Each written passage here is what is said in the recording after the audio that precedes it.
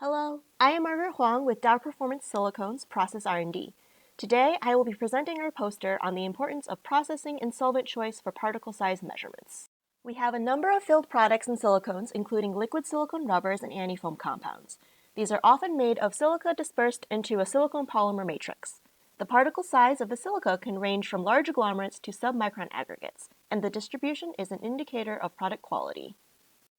Untreated silica is hydrophilic, so to make it more compatible to hydrophobic silicone polymer, the surface is often treated. The effectiveness of this treatment can affect both ease of processing and performance. We make particle size measurements using laser diffraction, so we need to dilute the sample to sufficiently low viscosity and concentration.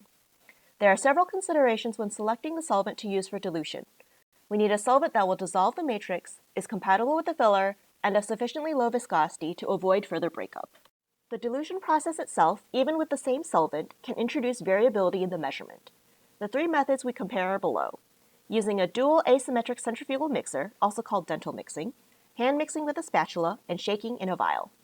The resulting laser diffraction measurements for two different samples are shown here, where red indicates dental mixed in silicone fluid, blue indicates hand mixed with a spatula into silicone fluid, and black indicates shaken in heptane.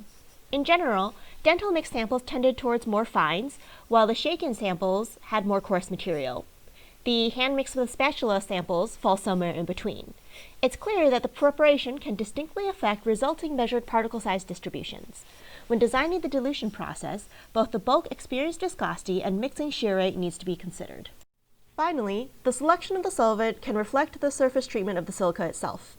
Because untreated silica is hydrophilic, if the level of surface coverage is different, the solvent polarity can affect particle-particle interactions.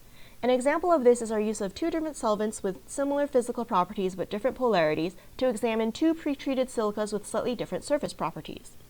You can see that when the silica is dispersed in each solvent, the settling time is distinctly different. Allowing the supernatant in each separation to volatilize emphasizes the difference in surface treatment. In Solvent 2, Silica 2 had a much higher level of residual silica, indicating that compared to Silica 1, Silica 2 had a higher affinity to Solvent 2, which allowed it to deagglomerate more. Overall, we've demonstrated that it is important to evaluate the solvent and dilution process to ensure that you don't accidentally mask the signal in particle size measurements. We recommend a low shear rate dilution process using a good, low viscosity solvent.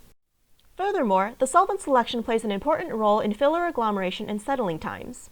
When the filler has been changed, it is worth re-evaluating its interaction with the dilution solvent to ensure that the process still allows you to see the differentiating signals.